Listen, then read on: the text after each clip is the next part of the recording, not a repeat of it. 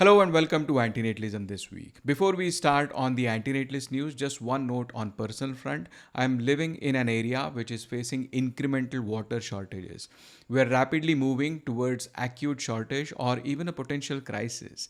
That means I have to spend a lot of time hunting for water sources, meaning following up with people who either bring water or help with repairs and so on. As a result, I cannot spend as much time on researching about antinatalism, reading papers and books, analyzing them, verifying facts, or watching videos, and so the quality of the content for the next few days or even for the next few weeks would be lower than it already is. So sorry about that. Judith Jarvis Thomson was an American philosopher who, among other things, wrote the famous paper A Defense of Abortion, which can be argued to have had influence on Roe v. Wade case in the United States, which gave constitutional protection to women seeking abortion across the US.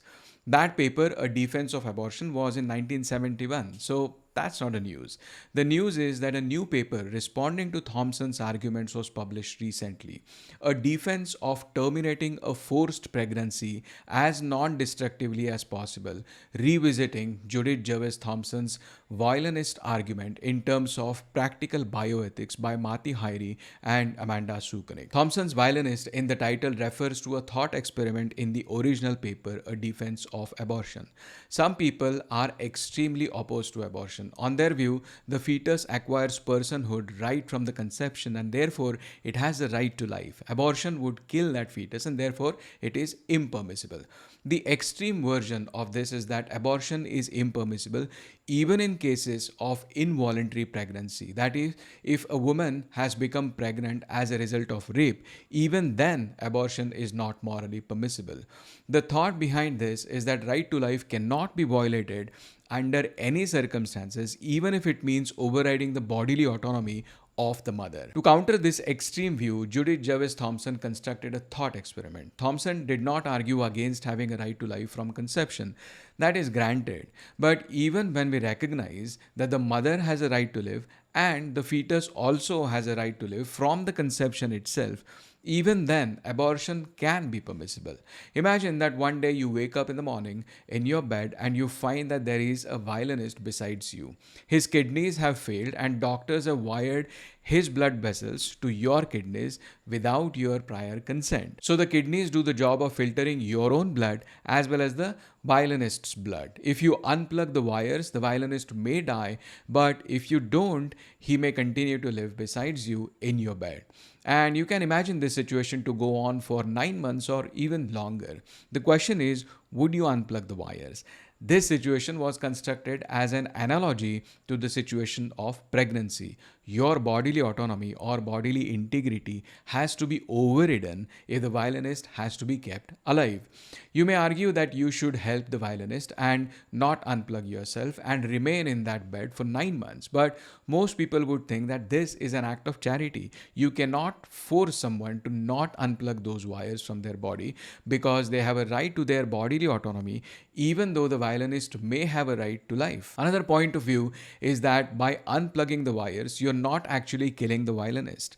You are letting him die, which is different than actively killing someone. In this paper, Matti and Amanda argue that Thomson's famous thought experiment does not actually justify abortion in general. Instead, it only justifies a person's right to withdraw bodily support from another being. There are some important differences between abortion and unplugging in the violinist thought experiment. One is that in case of pregnancy as well as that of abortion, the woman's bodily involvement is stronger in comparison to someone just unplugging wires in their bed. Secondly, detaching the violinist is different than killing a fetus. In the violinist case, you merely withdraw support. You do not intentionally kill him. Therefore, the analogy that supports unplugging is not analogous to the abortion procedures that directly end fetal life. The authors point out that if artificial wombs or ectogenesis become available, then Thomson's argument would imply that a woman could end the pregnancy or the fetus could be transferred elsewhere, death would no longer be necessary, And in that future scenario, abortion rights would become more about ending gestation than ending fetal life. Thompson's article is often taught as a complete defense of abortion, but it actually only defeats the most extreme pro life position, which is the idea that a right to life automatically includes a right to use another person's body. The violinist argument successfully shows that this claim is false, but it does not automatically justify all abortions. Cases like abortion in case of consensual sex or where mother's life is not under threat and so on. For these, the paper argues we need extra principles like self defense, proportionality, least destructive means, and gradual development of moral status during pregnancy.